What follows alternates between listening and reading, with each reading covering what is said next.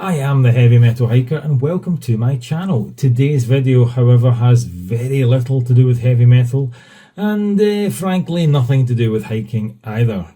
What I will be doing today, however, is sharing a little bit of my life's journey. A large change that I will be doing tomorrow. And you will be following me on that journey. Yes, you will.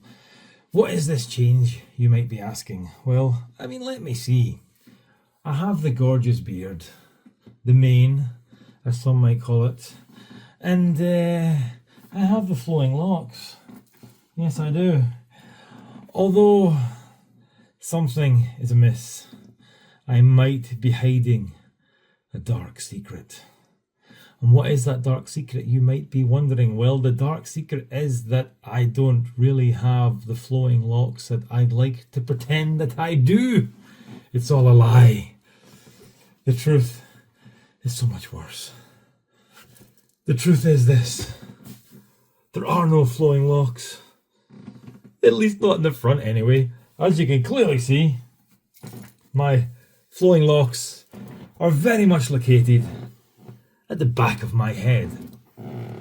The front of my head, however, is rather bald and decrepit. Look at this. You can see it's going further back now. Yes. So this is the truth. This is the flowing locks that I actually have. And there's a story behind all this. I'm going to put my hat back on for the meantime. That's much better, isn't it? Yes, I look so much better now. There's a story behind all this. There really is.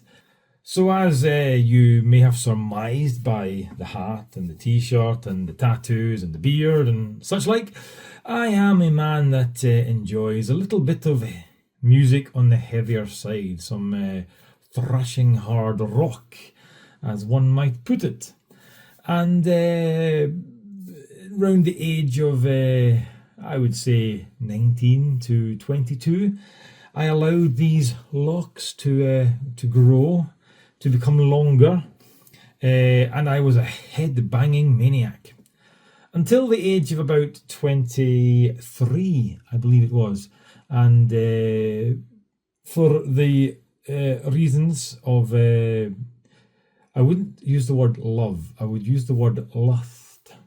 For the reasons of lust, I decided it was a good idea to cut my hair off. I wanted to get laid. That's the layman's terms for it.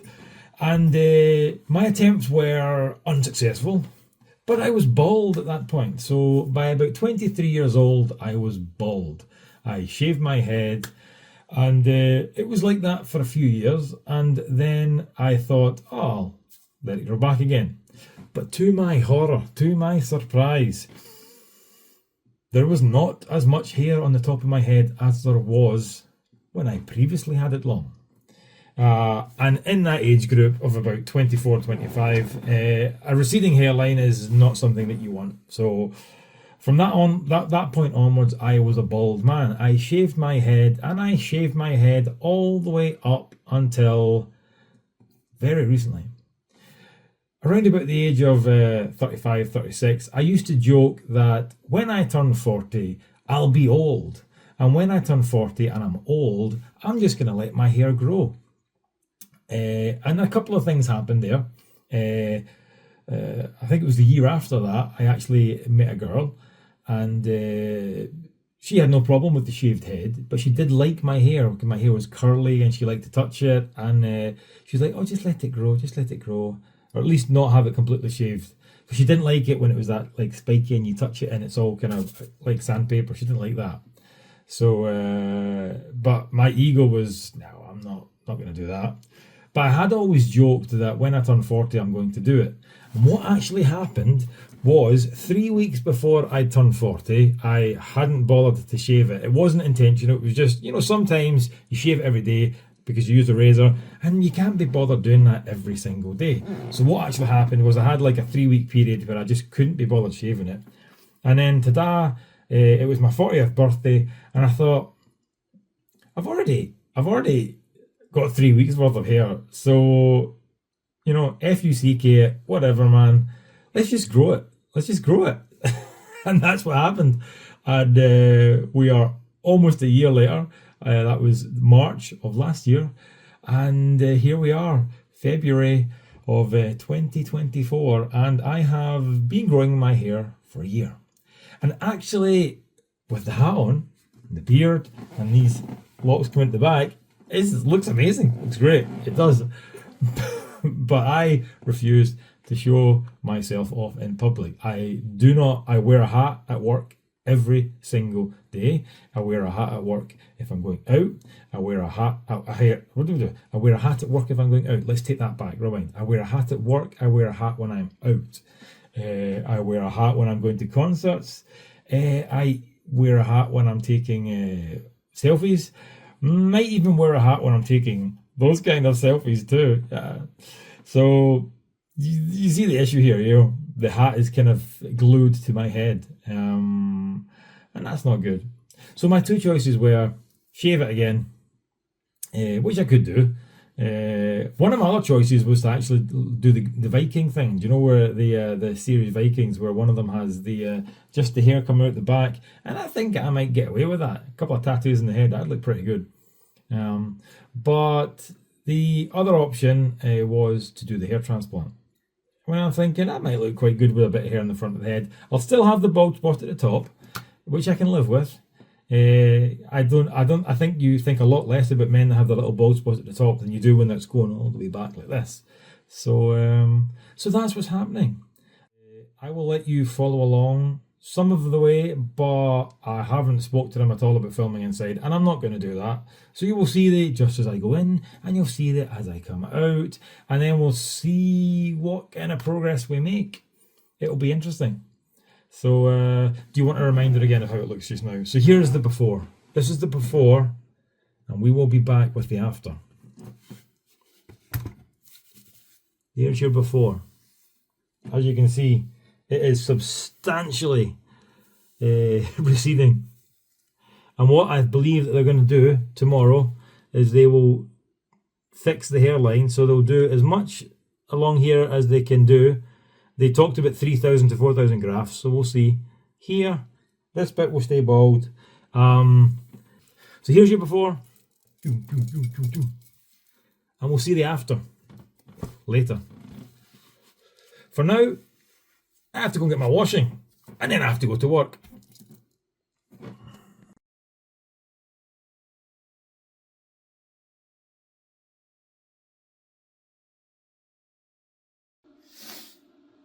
Good morning. It is 6 o'clock something, and I ended up coming to Gothenburg last night instead. My girlfriend's apartment, she had an apartment here. She's now moved closer to me, but she's moving. She has a couple of days left here, so she's doing the kind of fixing up and painting and what have you, and it's a bit of a mess. But so I came here last night and I slept on the floor. Probably not a good idea to sleep on the floor before a hair transplant.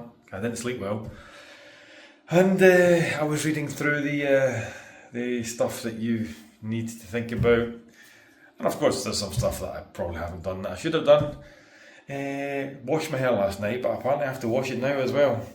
So I should probably do that. I'm pretty tired and I have to leave in like 15 minutes, so I better do this quickly. I look beautiful. It is freezing. Ooh. I decided to leave my car here where my girlfriend lives, and I'm taking a bus because then I've got one night in a hotel that's included in the price, and they should be driving me to and from the hotel. And then tomorrow, after the hair transplant, I have to go back in and they remove the bandages, and then I'm done with that. But just now I have a 1 hour and 10-minute bus journey, or 3 buses actually.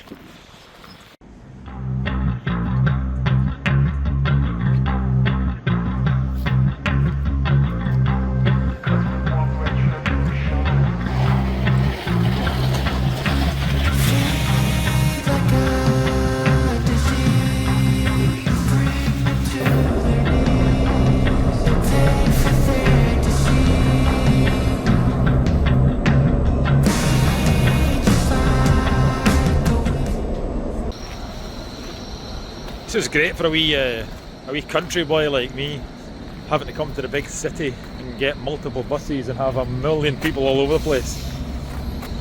This is definitely not like where I live, I can tell you that right now. I'm now waiting for bus number 99, which is here in a couple of minutes.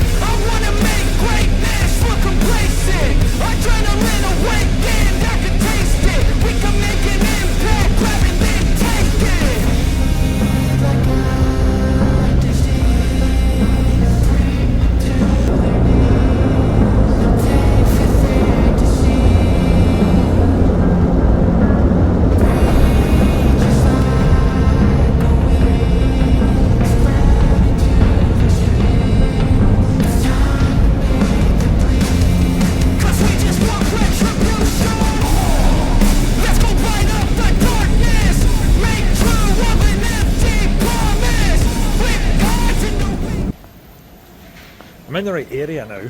It's about a 6-minute walk from here, but I'm about half an hour early, so I'm going to waste some time and go and get something to eat.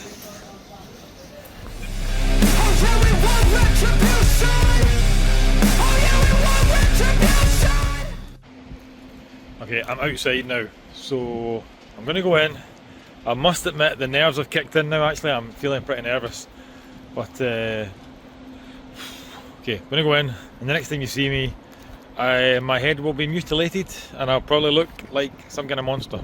So wish me good luck, because I'm going to need it.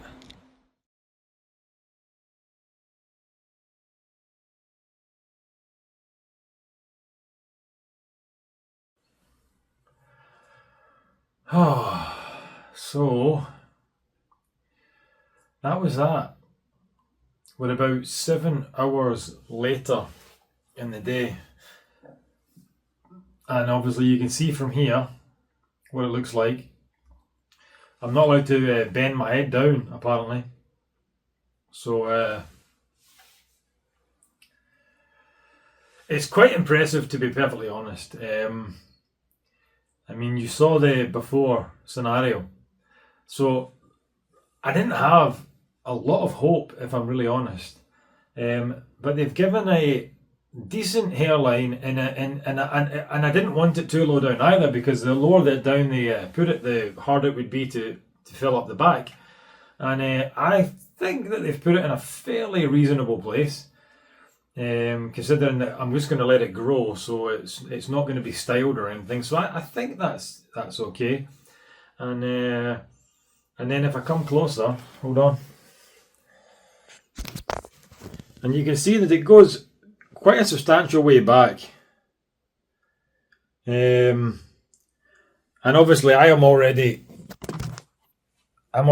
fully aware that I'll still have a bald spot in the back, like from there to there. And I'm okay with that. I am actually fine with that. Once it starts to grow, you'll not think about that. I don't think so. I don't think it's going to be a big deal. So it feels pretty good, and obviously I'm fully aware, after watching plenty of other people's videos on hair transplants, that you'll have the 10 days, it'll grow for 10 days, it'll fall out, and it could be up to 4 months before I'll actually start to see it growing in again. And that's something I'm completely okay with. I am. So tomorrow I get these bandages off, and then I have to have a headband on. I have to remove it and change it. I believe it was every hour. And at this point in time, I've got a bit of a sore head. I've taken a tablet just now, actually, and I had a little bit to eat, and now I'm going to try and get some sleep.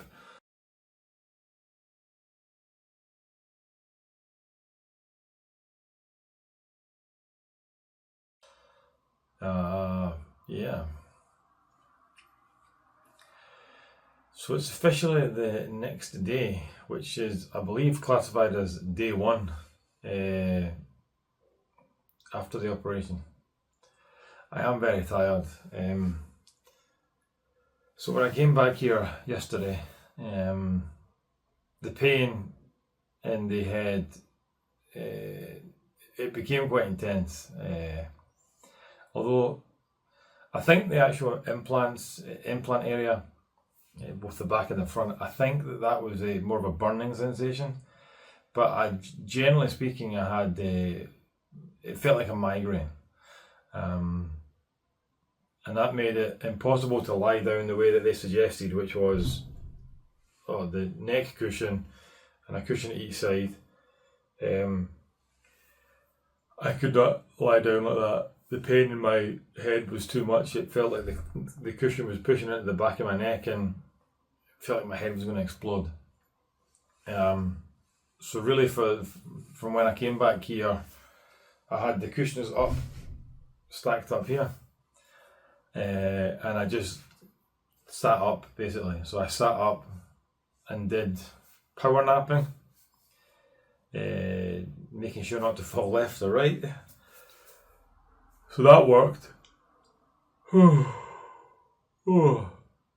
But then later on in the night, by the time it was about between midnight and 1 o'clock in the morning, I realised that actually I had less pain in my head. That could be due to, I did take an Alvedone and or a paracetamol, whatever you want to call it. And then I took my medicine, which is actually for my back pain, which I've been taking for years. And that it's based on iprane. It's just an anti-inflammatory, and that may have helped me because I never got any medicine from the clinic that I was supposed to take yesterday. All the medicine that I've got is from today and onwards.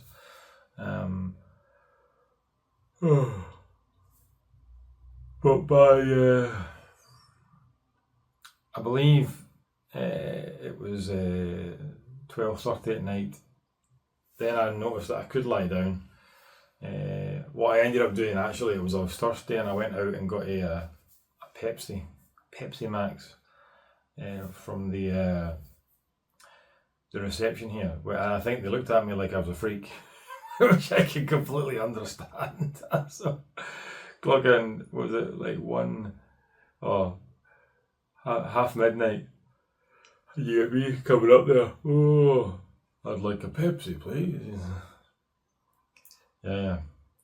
So I would say that generally speaking, I got 4 hours of uninterrupted sleep, which is a lot more than I was expecting. Because when I did eventually could lie down, and I'm not entirely sure I was lying down in exactly the position that they said I should.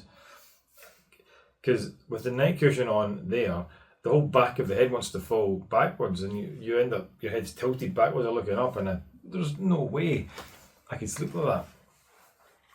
So I ended up having at least, I had one cushion under me and then another cushion there, so that there was a cushion under the neck cushion, and then there was a cushion just supporting the back of my head. And obviously the thing is, it's not supposed to touch the front. So I believe that I was successful in finding a position that worked for me to sleep without touching the front. But the paranoia is real, the fear is real. But it's now 6:30 in the morning. Breakfast here started at 6, and I figure, I'll go and eat something nice, hopefully before everybody else gets up.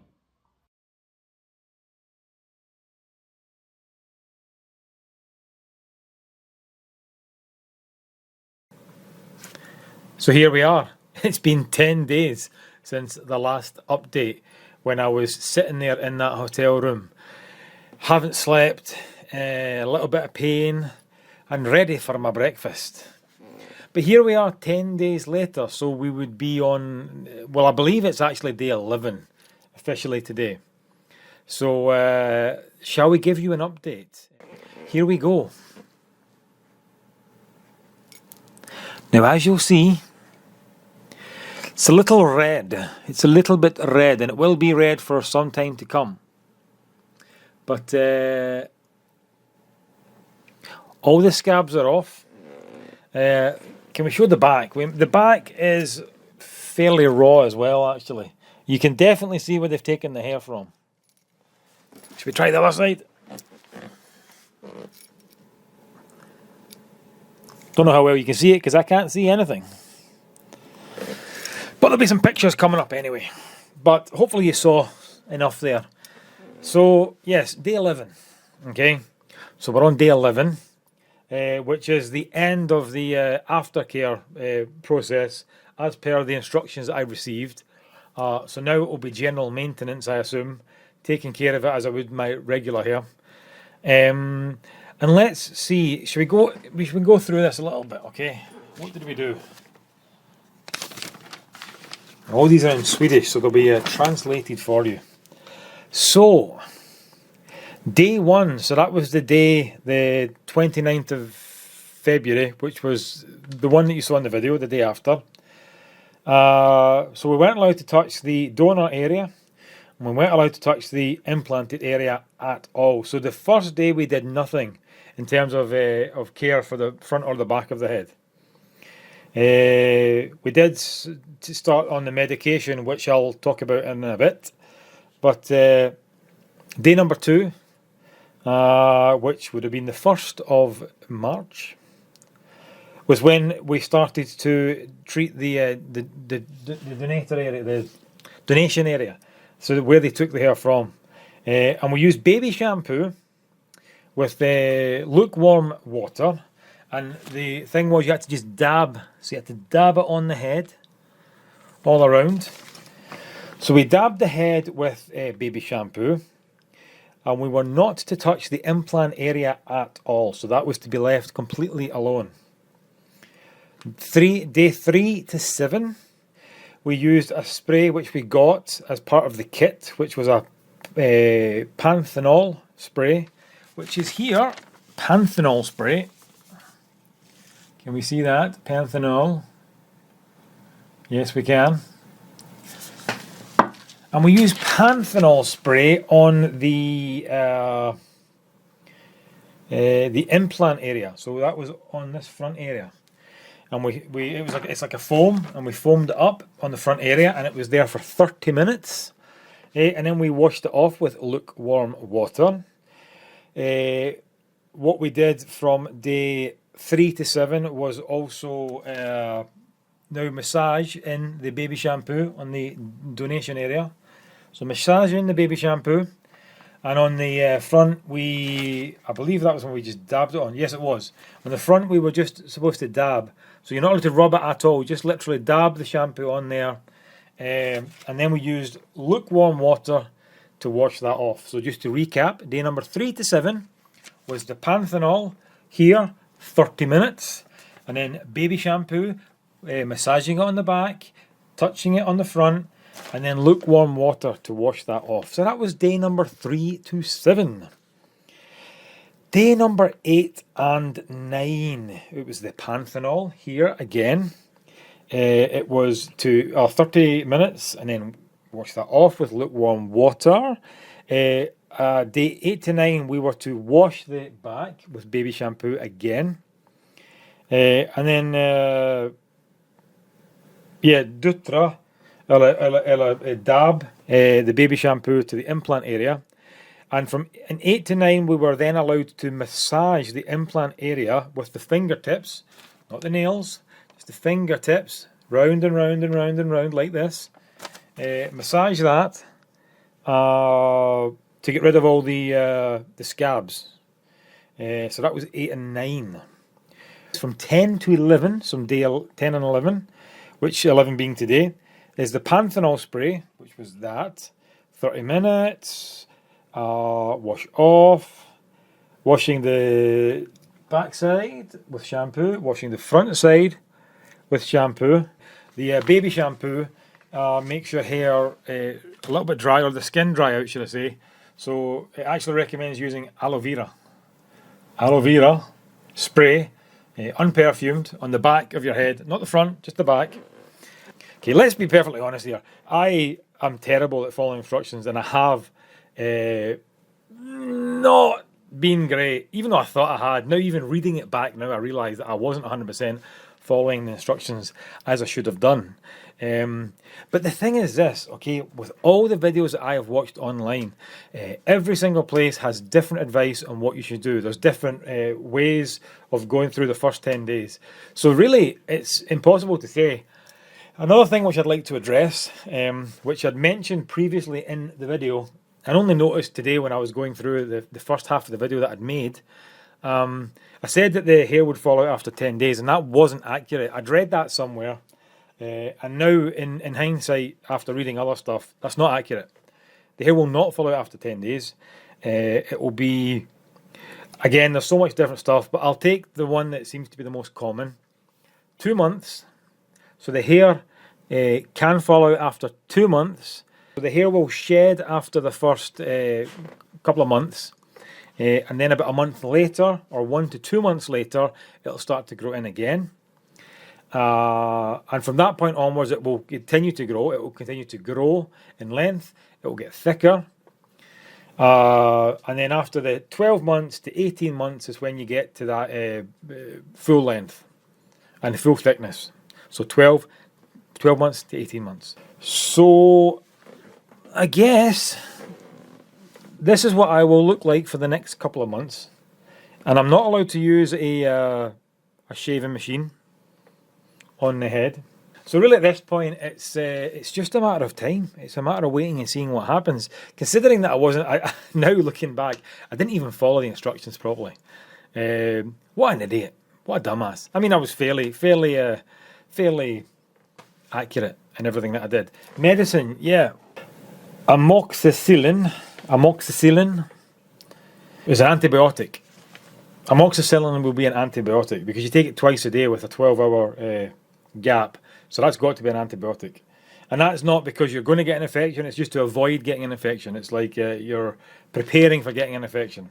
And I don't believe I've had any infections. The front is fine, the back's fine. The redness is normal, so yeah. I don't think I've had any issues with there.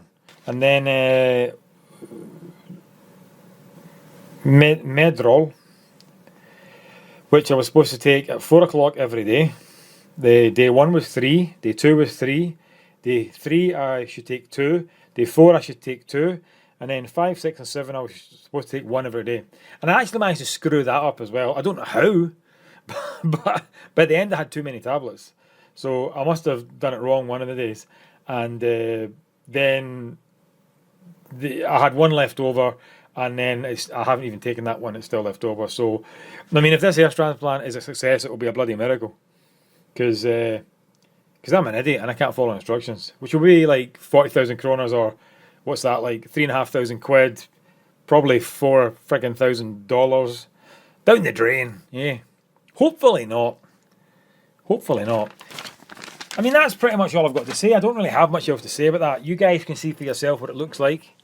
I think it looks fine. I think it looks fine. I'll do a completely separate video, like a review of the actual clinic and everything, what I think about the clinic. Nobody's watching this anymore. Nobody cares. All you wanted to do was see the hair. So now you've seen it. I'll be back at the clinic again for a check-up on the 29th of March. And I probably will do a PRP as well. I'm going to do PRP treatment with meso hair. It's about 200 quid, $250, I'm guessing, 2,500 kroners, and they do the injections with this PRP, and then the meso hair, which is like a bunch of vitamins and stuff. I figure I've already spent all that money on the hair transplant. I might as well do the extra stuff as well, see if that helps. But hopefully you've learned something. You've seen what they can do. Again, this is 10 days. So let's look at the hair in 4 months and see whether it's any good. But you guys saw the hairline before. You can see the hairline now. And if it really does grow with this hairline, then there's not a lot negative to say, is there? Really. I don't think I'll do a second transplant. I think I'm quite happy with just the one. I really can't see me going in for another one. And honestly, they've taken so much from the back, I struggle to see that there's anything left to take. What I did notice was they avoided taking from tattooed areas. So I've got tattoos in the back and they didn't touch those areas at all. So maybe they can't take from tattooed areas. I don't know. And considering I'm planning on tattooing the whole side and the back and everything, then I won't be able to take any more hair in the future. Voila. Going to stop talking now. Thanks a lot for watching, guys. This video has really nothing to do with everything else on this channel, but if you do like hiking, if you like heavy metal, and you like those things combined, then you can subscribe and watch those videos. But this video is a one-off, so other than, obviously, the update videos. So it's not really a one-off, is it? I'll just stop talking. Peace out, guys. Have a good one. Rockin'.